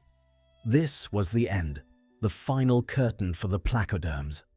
Whatever caused it, perhaps a supernova within 50 light-years, stripping the ozone layer and bathing the surface in lethal UV radiation, or another massive climate shift, perhaps triggered by volcanism. Or an asteroid impact whose crater has not yet been found. It was selective. It targeted the large. It targeted the specialized. It targeted the armored. It was as if evolution itself decided that the experiment with heavy armor had run its course. The placoderms vanished. 60 million years of dominance ended in a geological blink, perhaps as little as 100,000 years, maybe less. The silence that followed was profound. The monsters were gone. The heavy armor rusted away into the sediment, dissolved by the acidic waters, crushed under accumulating layers of mud, transformed into fossils. But who was left? The small, the agile, the generalists, the sharks with their flexible cartilage and replaceable teeth, the bony fish with their swim bladders and ray fins, the tetrapods clinging to the muddy shores, their lungs functioning, their limbs strengthening. This would mean a reset of the ocean's hierarchy. The age of fish ended, and the age of sharks began in the Carboniferous period that followed. The sharks radiated into the empty niches left by the placoderms. They evolved into bizarre forms: Stethocyanthus with anvil-shaped dorsal fins, Helicoprion with tooth whorls spiraling like buzzsaws, Idestus with scissor-like jaws. They became the new kings, but they ruled a different kingdom, a cooler kingdom, a kingdom recovering from trauma, a kingdom without the heavy nights of old. The oceans became faster, leaner, more dynamic. The age of armor was over. The age of speed and teeth had begun. And on land, the refugees found an empty continent. A paradise of food, insects with no vertebrate predators, plants with no large herbivores, a buffet of calories waiting to be claimed. They grew, they multiplied. Over the next 40 million years, through the Carboniferous, they lost their gills, kept only as vestiges. They strengthened their legs, developing true joints, ankles, knees, hips. They thickened their skin to resist desiccation. They became amphibians, Eriops, Proterogyrinus, giant salamander-like creatures dominating the swamps. Then some lineages developed the amniotic egg, allowing them to reproduce away from water entirely. They became reptiles. Then eventually, through branching paths, some became mammals, others became dinosaurs, others became birds. The violence of the Devonian Sea had squeezed the toothpaste of life out onto the land, and it never went back. Consider the lineage of the jaw. The placoderm jaw was a singular evolutionary experiment. Simple, a powerful, two cutting plates of bone that self-sharpened with use, articulated on a hinge. It was effective but inflexible. There were no individual teeth to lose and replace. If the jaw plate cracked, it was permanent damage. The shark and bony fish jaw was different. Rows of teeth set in sockets or fused to the jawbone, endlessly replaceable, able to specialize for different diets. When the placoderms died, their jaw design died with them. No modern animal has that design. The jaw design that survived, our jaw design, inherited from the bony fish, was the one that could change, adapt, modify. You can trace the human jaw back through the mammals, back through the reptiles, back through the amphibians, back to the lobe-finned fish of the Devonian estuaries. The violence selected for adaptability over raw power. Imagine if the cooling hadn't happened. Imagine if the Kellwasser and Hangenberg events never struck. Imagine if the placoderms had survived, continued to evolve, continued to dominate. Would they have evolved to walk on land? Would there be armored, plate-skinned terrestrial vertebrates today? Would we, if we existed at all, be placoderm-descended beings, our bodies encased in articulated bone plates, our mouths equipped with self-sharpening shears? Or would they have prevented anything else from rising, monopolizing the resources, leaving no room for the sharks, the bony fish, the tetrapods? Perhaps the placoderms were a biological dead end, a maximum that life had to reach and discard before finding a more sustainable path. Perhaps heavy armor is a trap that evolution occasionally falls into, only to climb back out. The spiral continues into the present. The oil that powers our modern world, much of it comes from the Devonian. The massive algae blooms that caused the anoxia also settled on the seafloor, forming rich organic shales, the black, carbon-rich layers that, under pressure and heat over hundreds of millions of years, transformed into petroleum. The Marcellus Shale, stretching under Pennsylvania and West Virginia, is Devonian. The Bakken Shale in North Dakota, one of the most productive oil fields in North America, is Devonian. These are the graveyards of the Devonian plankton, the accumulated bodies of trillions of microscopic organisms. We burn the ghosts of that violent age to drive our cars, heat our homes, generate our electricity. The energy of the Devonian sun, captured by photosynthesis, trapped in those ancient bodies, released as combustion. We are inextricably linked to this time, not just through evolution, but through the very energy that sustains our civilization. And what of the psychological legacy? The fear of the deep, the instinctual terror of the shark fin, of the dark water, of the unseen monster beneath the surface. Is that a remnant of a primal memory? A biological scar left by 60 million years of being hunted by things with shearing jaws? We are the descendants of the things that hid, the things that were small and scared, the things that survived by being paranoid, cautious, perpetually vigilant. Our ancestors were not the bold explorers. They were the cowards who ran to the margins, who learned to breathe air, who left the water altogether. Perhaps our caution, our anxiety, our fear of the unknown depths, these are not flaws. These are gifts from the Devonian survivors. These are the instincts that kept our lineage alive. The story of the Devonian is a story of unintended consequences. Plants evolve roots, seeking water and stability, and inadvertently cool the earth and kill the fish. Fish, fleeing the violence of the crowded seas, venture into fresh water and inadvertently conquer the land. Armor, developed as the ultimate defense, becomes a trap, rendering its wearers too specialized to adapt when the world changes. Violence, the pressure of predation, forces innovation, pushing life into new forms, new strategies, new environments. It is a chaotic, beautiful mess of cause and effect. It is the engine of history, grinding gears and spitting out new worlds, indifferent to the suffering, indifferent to the individual, concerned only with what works, and with what survives. The spiral reaches deeper still. Consider the ripple effects of this transformation, how the Devonian extinctions didn't just change what lived in the ocean, but changed the ocean itself. The collapse of the reefs altered ocean chemistry. Reefs are carbon sinks, locking calcium carbonate into solid structures. When the reefs died, that process stopped. The ocean became more acidic. The pH dropped by perhaps 0.2 to 0.3 units over just a few 100,000 years, a dramatic shift that made shell building harder, that stressed every calcifying organism. This is recorded in the isotope ratios of carbon and oxygen in the limestone layers. The signature of crisis is written in the atoms themselves, and the anoxia didn't just kill, it preserved. The black shales of the late Devonian are some of the richest fossil deposits on Earth. The Cleveland Shale of Ohio, the Gogo Formation of Western Australia, the Miguasha Formation of Quebec.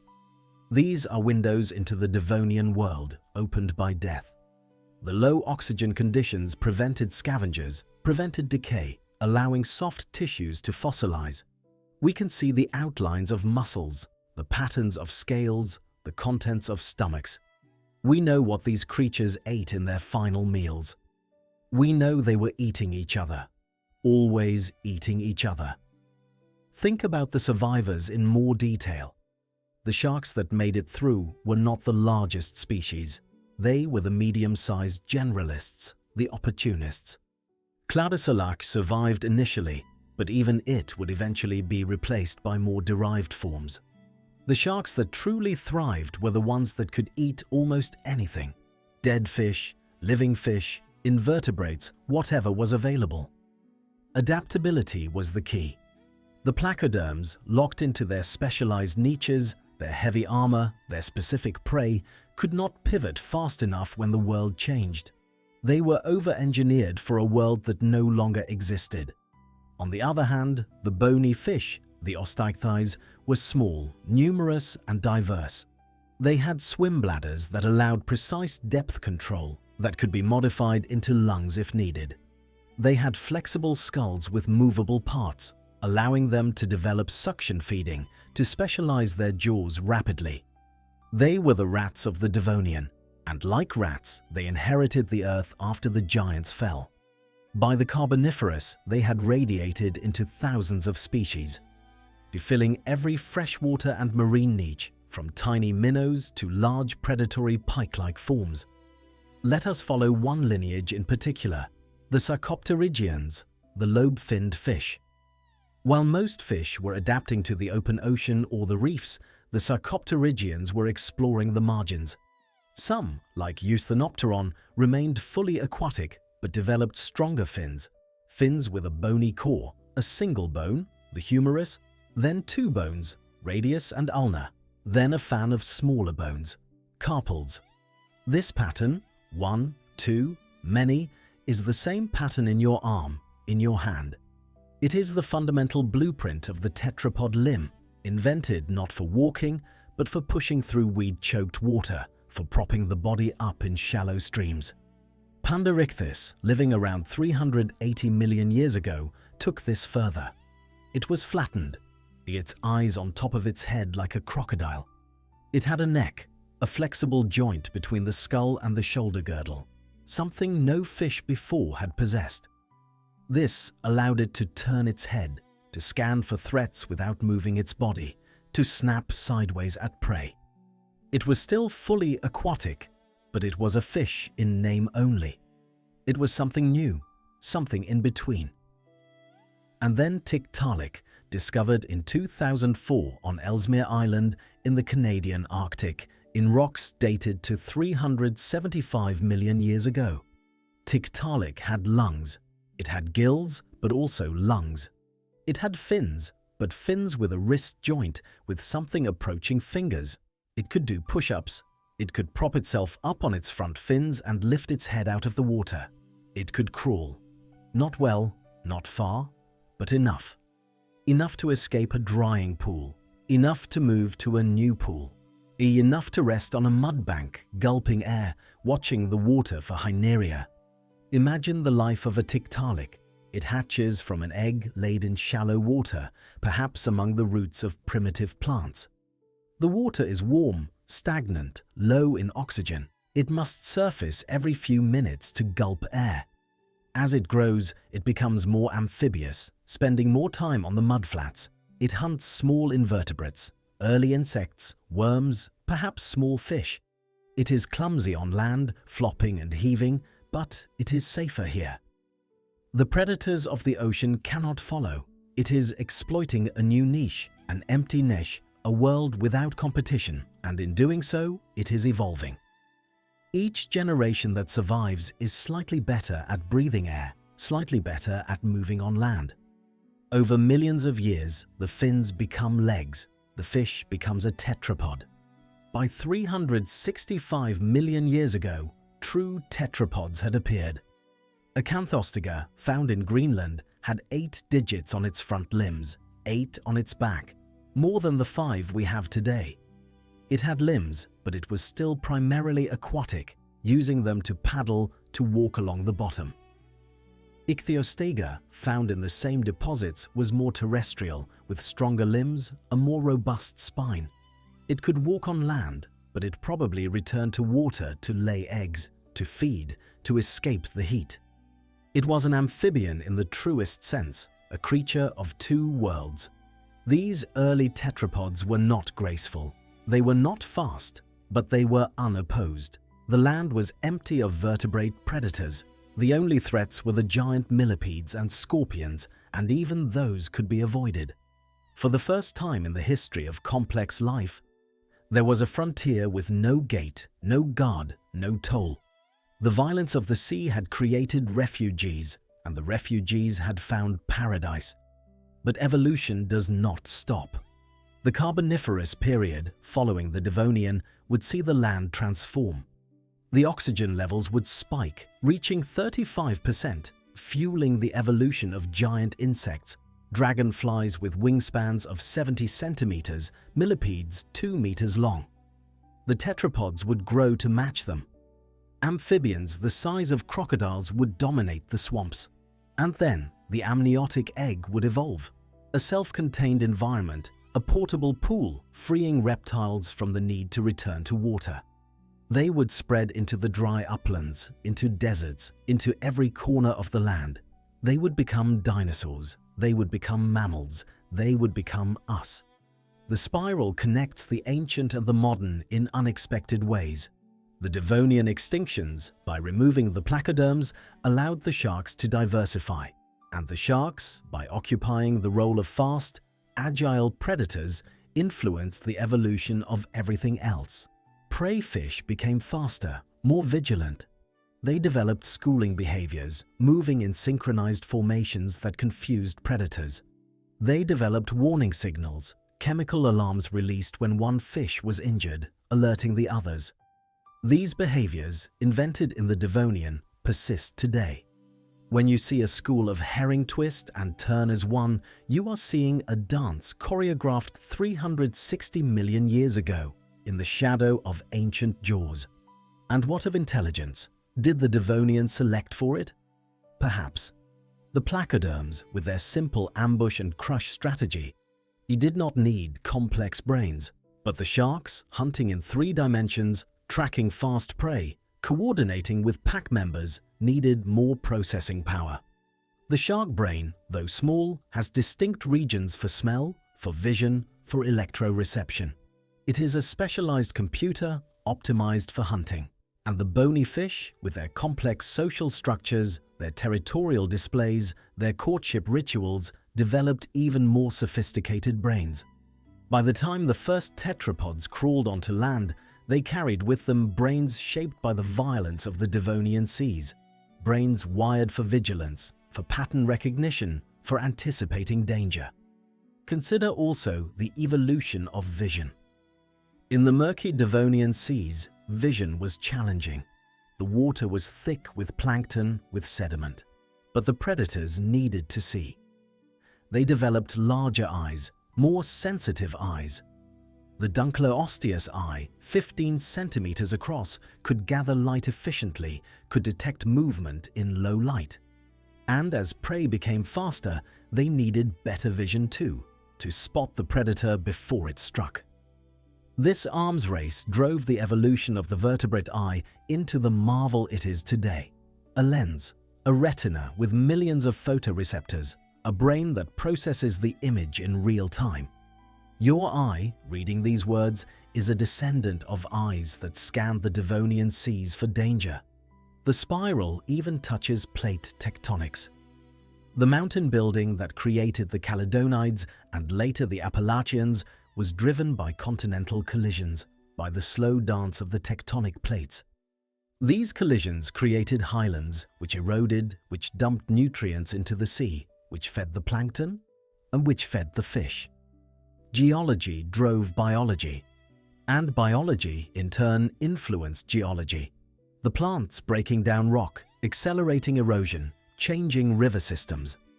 The Devonian was a time when the Earth's systems were tightly coupled, when a change in one system rippled through all the others. Think about the climate feedback loops.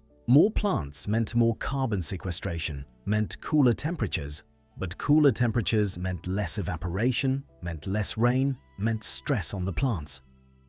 Some died back, releasing carbon, warming the climate again. The Earth was oscillating, seeking a new equilibrium. The Kelwasser event may have been one of these oscillations taken too far, a tipping point where the cooling became catastrophic. And the Hangenberg event, 13 million years later, may have been the final destabilizing pulse, the push that collapsed the entire system. We can see these oscillations in the rock record. Layers of limestone alternate with layers of shale. Limestone forms in warm, shallow seas with high biological productivity. Shale forms in deeper, cooler, anoxic conditions. The alternation tells the story of a climate that couldn't make up its mind, that swung between greenhouse and icehouse, between abundance and scarcity. The placoderms, adapted to the warm, stable greenhouse conditions of the Middle Devonian, could not adapt to this new volatility. They were built for a world that no longer existed, and so we arrive at the end of the Devonian, 359 million years ago. The Hangenberg event is visible in the rocks as a distinct layer, a thin band of dark shale, often just a few centimeters thick, that marks the extinction horizon. And below this layer, fossils are abundant. Above it, they are sparse. The diversity drops by perhaps 70% across all marine groups. The reefs disappear, the placoderms disappear. The trilobites, already in decline, take another devastating hit. Some groups vanish entirely, the stromatoporoids, the atripid brachiopods, gone forever. But the sharks persist, the bony fish persist. The tetrapods, safe on land, persist. And in the Carboniferous that follows, they inherit a changed world. The oceans are cooler, deeper, less productive. The continents are closing together, forming the supercontinent Pangaea. The climate is drying in the interiors, creating vast deserts. But along the coasts, in the wet equatorial belt, the forests explode. Giant club mosses, horsetails, ferns, creating the coal swamps that will give the period its name. And in these swamps, the tetrapods thrive, growing, diversifying, experimenting. The Devonian, in hindsight, was a crucible. It tested every design, every strategy, every adaptation. It rewarded flexibility and punished specialization. It favored the small over the large, the generalist over the specialist, the adaptable over the perfected. These lessons echoed through the subsequent periods: the Permian extinction, the Triassic-Jurassic extinction, the Cretaceous-Paleogene. Extinction, each time, the pattern repeated. The giants fell, the small survived, the world reset. So we drift through the wreckage of the extinction. We see the great reefs, dead and white, skeletal structures bleached by the sun, slowly eroding, crumbling into sand that will one day form new limestone, new rock, new mountains. We see the bones of Dunkleosteus sinking into the anoxic black mud, the armor plates separating, scattering across the sea floor, the jaws still open in a final silent roar, a testament to a design that worked for 60 million years but could not adapt to change. We see the Tiktaalik footprints hardening in the sun-baked clay of a drying riverbed, preserved for 375 million years, waiting to be discovered by paleontologists with brushes and hammers, waiting to tell their story of courage and desperation, of survival and transformation. It is a graveyard, yes, a memorial to 60 million years of violence, of experiments tried and discarded. But it is also a nursery, a womb of possibilities. The violence has cleared the board. The game is about to reset. The players are changing, smaller, faster, hungrier, more adaptable. But the game remains the same: survive, adapt, endure. The rules are simple. The stakes are extinction. The prize is the future, and the future belongs to those who can change. Let the current of time carry you sideways now, away from the history we know, into a channel that might have been. Drift into a world where the Hangenberg event never happened, where the Devonian summer never ended, where the placoderms did not vanish but continued to reign, continued to evolve, continued to perfect the art of the armored kill. Close your eyes and feel the shift. The water temperature rises, the salt concentration changes on your tongue. You are no longer in the past. You are in an alternate present, a parallel now, a different choice made by the hand of fate 359 million years ago. You are floating in the Neo-Devonian ocean of an alternate present. The water is still warm, a tropical bath that swaddles the globe at a constant 28 degrees Celsius. The continents have drifted just as they did in our timeline, colliding, splitting, reforming, but the climate remains a perpetual greenhouse. There are no ice caps.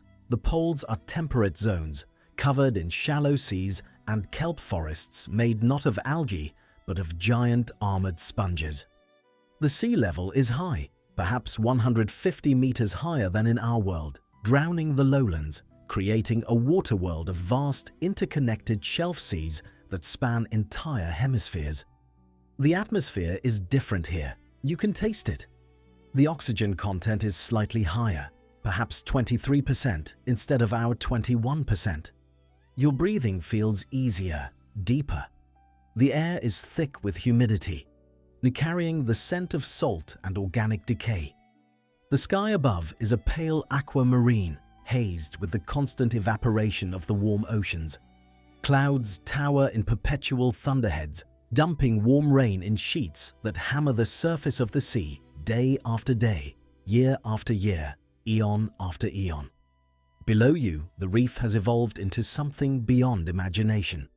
It is not made of coral polyps, but of towering sponge citadels, structures that rise from the seafloor like Gothic cathedrals, miles high, their spires breaking the surface in some places, creating islands of living stone.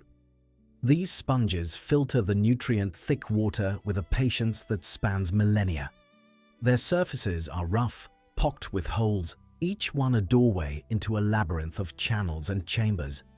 In the dim blue light, they glow faintly with bioluminescent bacteria, are creating a constellation of faint stars in the underwater night, and patrolling these citadels, drifting through their ancient corridors like ghosts made of bone and muscle, are the descendants of Dunkleosteus. They have grown. They are no longer just bus-sized.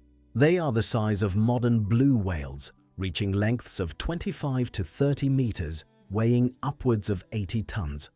We call them Leviathanosteus rex, the king leviathan. They are 20 meters long at the juvenile stage, 30 meters when fully mature. Their armor has become lighter through millions of years of refinement, made of a biological composite stronger than titanium and lighter than the densest bone, a matrix of calcium phosphate nanofibers interwoven with cartilage. They do not just snap their jaws, they have evolved a secondary mechanism, a cavitation strike. But when they close their jaws at maximum speed, they create a localized shockwave in the water, a bubble of vacuum that collapses with such force it stuns or kills prey from a distance of several meters before the jaws even make contact. Watch one now as it glides past you, its shadow eclipsing the dim sunlight. The surface of its armor is not smooth. It is etched with centuries of scars, the record of territorial battles, mating duels, encounters with prey that fought back. Its eyes are enormous, the size of dinner plates, ringed with thick sclerotic rings that focus its gaze into a cold, calculating stare.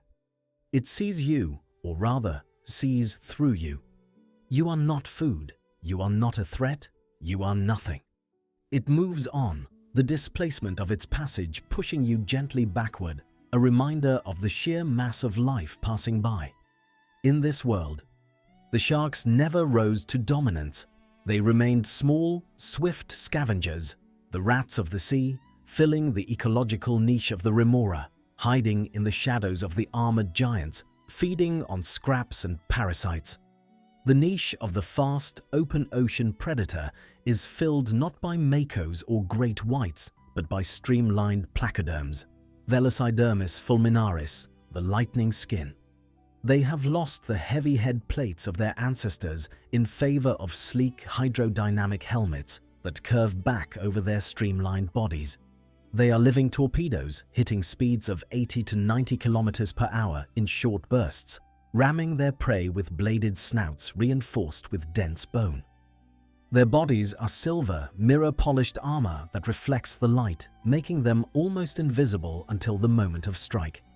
They hunt in coordinated packs of 20 to 30 individuals, communicating through electrical signals generated by specialized organs along their flanks. You hear them before you see them, a high-frequency hum, almost ultrasonic, vibrating through the water. Then a flash of silver. A school of Velocidermis streaks past you, their formation so tight they seem like a single organism. They are chasing a school of smaller armored fish, scutelids, which scatter in a panic, their own armor clattering against each other in a sound like rolling dice. The Velocidermis strike. 1, 2, 3 impacts. The scutelids are not bitten, they are shattered. The force of the ram cracks their armor like eggshells. The pack circles back, feeding on the broken bodies before they sink. It is surgical, it is efficient, it is beautiful in its violence. He looked to the surface.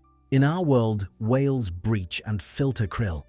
In this world, the filter feeders are the titan placoderms, descendants of the gentle Tiktaalik, but scaled up to unimaginable proportions. They reach lengths of 40 meters. They drift like living islands, their mouths gaping caverns 3 meters across that swallow entire schools of krillfish, small armored zooplankton that have evolved from ancient crustaceans. Their backs are covered in symbiotic gardens of algae, anemones, and barnacle-like creatures, creating entire ecosystems on their surfaces. From a distance, they look like floating reefs, green and brown, camouflaging them against the nutrient-rich water. Birds, if birds existed here, would perch on their backs. But there are no birds. Instead, flying fish with armored scales glide over the surface. You're pursued by amphibious placoderms that launch themselves into the air on powerful pectoral fins. The titan placoderms move in slow, graceful arcs, their massive tails sweeping back and forth with a rhythm that measures time in hours, not seconds. Their eyes are small, almost vestigial, because they do not need to see. They sense the density of prey through pressure sensors along their bodies.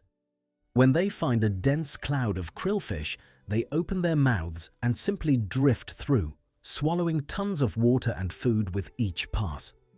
The water is expelled through specialized gill filters, leaving the krillfish trapped inside. It is a process as old as the ocean, refined over hundreds of millions of years. Swim closer to one. Place your hand, if you had one here, on its flank. You feel the texture, rough and barnacled, warm from the tropical sun. You feel the slow, ponderous heartbeat, one beat every 2 minutes, a rhythm like the ringing of a cathedral bell. You feel the vibration of life, ancient and patient. And what of the land? In this alternate reality, the tetrapods stayed in the water longer. The pressure to leave the ocean was maintained by the super predators. The estuaries and shallow seas were hunting grounds for creatures like Hyneria, which evolved into even larger, more terrifying forms. Estuarictus megatherium, 6-meter ambush predators that lurked in the river mouths, snapping up anything that dared venture between sea and land. When the tetrapods finally emerged, they did so fully armored. They retained their bony plates, thickening them into shields. The dominant land animals are not furred mammals or scaled reptiles, but osteoderm-covered amphibians. Imagine a rhinoceros, but encased in plating like a walking tank, with a wide, frog-like mouth and eyes that sit high on its head like a hippo. Pterocnitus maximus. They weigh 3 tons. They lumber through the fern forests and cycad groves on thick columnar legs, their armor clattering with each step. They are herbivores, feeding on the tough, fibrous plants that dominate this high-oxygen world. They are impervious to the bites of the giant insects that still thrive here. Dragonflies with wingspans of a meter, millipedes as thick as your arm, scorpions the size of dogs. The insects cannot penetrate the armor, nothing can. On the coasts, where land meets sea, there are transitional zones, vast tidal flats that stretch for hundreds of kilometers. Here, semi-aquatic placoderms have evolved, amphibiodermis, creatures that can survive out of water for hours, using modified swim bladders as primitive lungs. They bask on the mud flats in the sun, absorbing heat, their armor gleaming. They are the crocodiles of this world, patient and deadly, waiting for the pterychnitus to come to the water's edge to drink. When one does, the amphibiodermis explodes from the shallows, jaws agape, clamping onto a leg and dragging the armored giant into the water. The struggle churns the mud into a brown cloud. The outcome is uncertain. Sometimes the giant breaks free. Sometimes it does not. The ocean here is a place of silence and sudden violence. There is no echolocation clicking, no whale song, no dolphin chatter. The hunters hunt by vibration, by smell, by the electromagnetic sensing of heartbeats.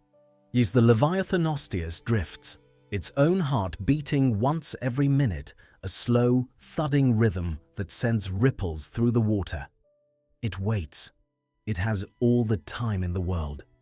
It senses the flutter of a velocidermis school miles away, the collective electrical hum of their bodies like a distant storm.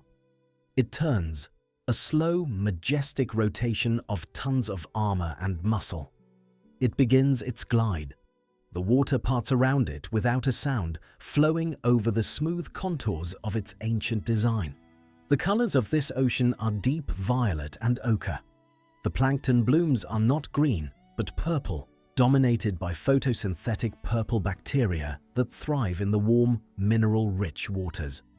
The light that filters down from the surface is tinted, alien, casting everything in a bruised, twilight hue even at midday. Bioluminescence is ubiquitous. But it is not the soft blue glow of our world's deep-sea creatures. It is harsh red and green, warning signals and lures, flashing in the dark like neon signs in an underwater city. Flash placoderms, small, reef-dwelling descendants of the ancient placoderms, use light-emitting organs embedded in their armor to dazzle prey or signal mates in the gloom. Their flashes are synchronized, creating waves of light that pulse through the reef like a heartbeat. Descend now into the deep trenches where the pressure would crush a steel submarine like a tin can. Here, where no light penetrates, where the weight of the ocean above is measured in thousands of atmospheres, the abyssal dunkel resides, Abyssodermis tenebris, the shadow skin. It has lost its eyes over millions of years, the sockets sealed over with smooth bone. Its armor is thin and black, flexible, adapted to withstand the crushing pressure. Its jaw plates are elongated into needle-like traps, hinged and spring-loaded. It hangs in the water column, vertical, perfectly still, a ghost trap, waiting for the nutrient snow to fall from the violent surface battles thousands of meters above. When a piece of carrion, a chunk of Leviathanosteus, a broken velocidermis, drifts down into its range, the jaws snap shut with a speed that defies the cold, the pressure, the darkness. It is a scavenger of giants, the undertaker of the deep. Around the abyssal dunkel, the trench floor is a graveyard. Bones litter the mud, massive skulls, jaw plates, vertebrae the size of dinner plates. This is the final resting place of the titans. Down here, in the cold and dark, the violence of the surface seems distant, nor muted. But it is a false peace. Even here, life competes. Even here, the armored war continues in slow motion. Rise back to the surface. Break through the boundary between water and air. The sun is setting on this alternate Earth. The sky turns a bruised purple, streaked with orange and crimson. The sea turns black, a vast breathing expanse that stretches to every horizon. But the activity does not stop. The violence is a constant rhythm, like the heartbeat of the planet. Nocturnal hunters emerge from the depths, noctodermis, placoderms with enormous eyes adapted to hunt in the twilight and dark. They cruise the surface, their dorsal fins cutting the water, creating wakes that glow with bioluminescent plankton. Humans, if they existed here, would not be sailors. The sea would be too dangerous. No wooden hull could withstand the bite of a velocidermis. No net could hold the weight of the armored schools. No anchor could hold against the current of a titan placoderm passing beneath.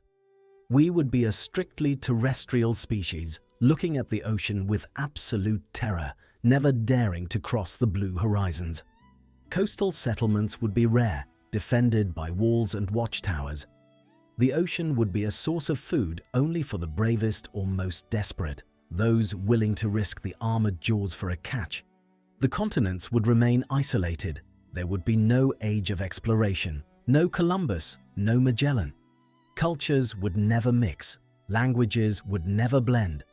Each landmass would be its own universe, separated by an impassable barrier of teeth and armor. The sea would be the ultimate barrier, the domain of gods and monsters, the place of myth and legend.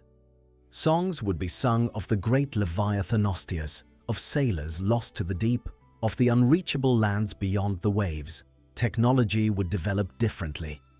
Without seafaring, there would be no need for navigation, no development of the compass, the sextant, the chronometer. Without the mixing of cultures, scientific progress would be slower, more isolated. Each civilization would develop in its own direction, constrained by the resources of its own continent. The world would be smaller, fragmented, a mosaic of isolated kingdoms. The aesthetic of this world is one of hardness. There is little soft flesh. Everything clicks and clacks. Mating is a noisy affair of grinding plates, a ritual combat where the strongest armor wins the right to reproduce. Birth is dangerous. The young are born live, but small, are vulnerable for a brief window before their armor hardens. They must grow fast or die. Life is heavy. It is a world that values durability over intelligence, strength over dexterity, armor over adaptability. It is a medieval world of biological knights, locked in an eternal tournament where every generation refines its armor, sharpens its blades, perfects its killing technique. And yet, there is beauty here, a terrible, awesome beauty. Watch the velocidermis school move in unison, their silver armor flashing like a river of mercury, a liquid metal organism flowing through the water. Watch the titan placoderm breach, a mountain of life rising from the sea, water streaming off its back in waterfalls, shedding tons of water, suspended for an impossible moment in the air before crashing back down with the force of a meteor strike, sending a wave radiating outward that rocks the smaller creatures for miles around. It is a majestic, awe-inspiring power, a raw expression of life's will to endure, to exist, to dominate. Feel the spray on your face, taste the salt, hear the thunder of the impact echoing across the water. This is life at its most intense, its most concentrated. There is no half measure here, no compromise. Everything is committed. Everything is all in. In this dream, you can swim among them without fear. You are a ghost. You are an observer from another timeline, a visitor from the world that was. You touch the rough, sandpaper skin of a passing Titanicthis descendant. You look into the obsidian eye of the Leviathanosteus as it glides past, close enough that you could reach out and touch the ancient bone of its jawplate. You see the intelligence there, not human intelligence, not the playful cunning of a dolphin or the complex society of a whale, but a deep, cold, reptilian calculation, a knowing of angles and forces, a mastery of physics applied to the art of the kill. It has perfected one thing and one thing only, violence, and it has perfected it absolutely. Drift through the reef citadels at night. The bioluminescence creates a galaxy underwater. Green lights pulse, Red lights flash warnings. The flash placoderms perform their mating displays. Synchronized light shows that ripple through the water. It is hauntingly beautiful, a silent fireworks display in the deep. Small armored fish hide in the crevices, their own bodies glowing faintly, camouflaged against the glowing sponge. Feel the weight of this world, the weight of the armor, the weight of the evolutionary pressure that has been applied, unrelenting, for 400 million years. In our world, the placoderms lasted 60 million years before extinction. Here, they have persisted for 400 million, refining, adapting, but never abandoning the core design, the armored body, the shearing jaw. It is a testament to the power of a good design, but also to the trap of specialization. The sun sets on this alternate Earth. The sky turns a bruised purple. The sea turns black. But the activity does not stop. The violence is a constant rhythm, like the heartbeat of the planet. It is a world that never sleeps, never softens. It is the Devonian dream extended forever. It is what happens when evolution takes one path and commits to it absolutely. It is magnificent. It is terrifying. It is alien. And now, feel the pull. The tug of your own timeline. The world you know is calling you back. The alternate reality begins to fade. The colors leach away. The sounds muffle. Drift away from the Dunkleosteus. Let it fade back into the potentiality of time, into the realm of what might have been. Let the armor dissolve like morning mist. Let the jaws unclench, the teeth retract. The alternate reality recedes, leaving only the memory of its weight pressing on your chest, the echo of its violence ringing in your ears. We return to the timeline that is, the timeline where the placoderms fell, where the sharks rose, where soft, vulnerable mammals climbed out of the water, lost their armor, and eventually stood upright on the plains of Africa. But we carry the image of the armored ocean with us. It is burned into our minds. A reminder of what lies dormant in the genetic code of the sea. A reminder that the violence of the Devonian was not an aberration, but a potential. A reminder that peace is the anomaly and the fortress is the default. A reminder that life, when given the chance, the energy, the time, will always, always sharpen its blades. And now the waters still. The chaos of the hunt fades into the quiet of history. We are left drifting in the vast velvet expanse of deep time. The Devonian is gone. The Dunkleosteus is stone. The great reefs are mountains now, buried under millions of years of sediment, under cities, under forests, under our feet. We look back at that violent age not with horror, but with a sense of profound connection. The violence was not malice, it was energy. It was the universe expressing itself through the medium of flesh and bone. It was the friction of existence. Without that pressure, without that crushing need to survive, to adapt, to overcome, where would we be? Would we be here at all? We are the result of the survivors. We are the children of the ones who escaped the jaws, the ones who crawled into the mud, the ones who learned to breathe air. Every breath you take right now, that slow, rhythmic intake of oxygen, is a legacy of that time. It is a skill learned in the panicked, low-oxygen swamps of the Devonian. Your lungs are a souvenir from a time when the water was too dangerous to stay in. The silence of the modern ocean, relative to the Devonian cacophony, is a peace bought with millions of years of struggle. The balance we see today is a truce, but the memory of the war remains. It is in the design of the shark. It is in the armor of the crab. It is in the instinct to pull your hand away from the dark water. Think of the layers of rock beneath you, mile after mile of compressed time. Somewhere down there, in the dark, lies the Devonian layer, a stripe of red sandstone and grey shale. It is a library of lives lived, of moments of terror and triumph, of sunrises over oceans that no longer exist. It is all still there, recorded in the Earth's memory. Deep time is a concept that humbles us. It tells us that we are small. that our moment is brief, but it also tells us that we are part of something immense. A chain of being that stretches back 400 million years and more.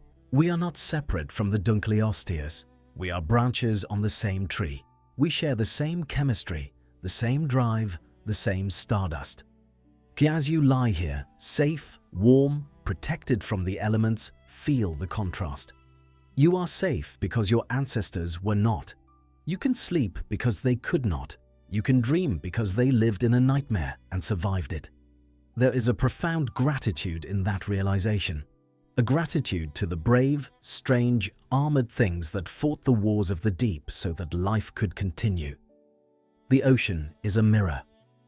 When we look into the Devonian Seas, we see the raw, unfiltered face of nature. We see the capacity for violence, yes, but also the capacity for beauty, for grandeur, for the sublime. The Dunkleosteus was terrible, but it was also magnificent, a masterpiece of biological engineering, a king in its own time. Sleep now. Let the armor of your daily life fall away. You do not need it here. You do not need to fight. The war is over. The fossil record is closed. The stone is set. You can drift in the calm waters of the present. The tide is gentle. The water is clear. The monsters are just shadows in the rock, unable to harm you. The world turns. The continents drift. The oceans rise and fall. Life changes its face, wearing new masks, trying new shapes. But the current remains. The flow of life continues, unstoppable, resilient, eternal. What other secrets lie waiting in the stone, waiting for us to dream them back to life? The ancient sea is quiet now. The waves are soft. The night is deep. And whenever you're ready to explore another world, we'll be here.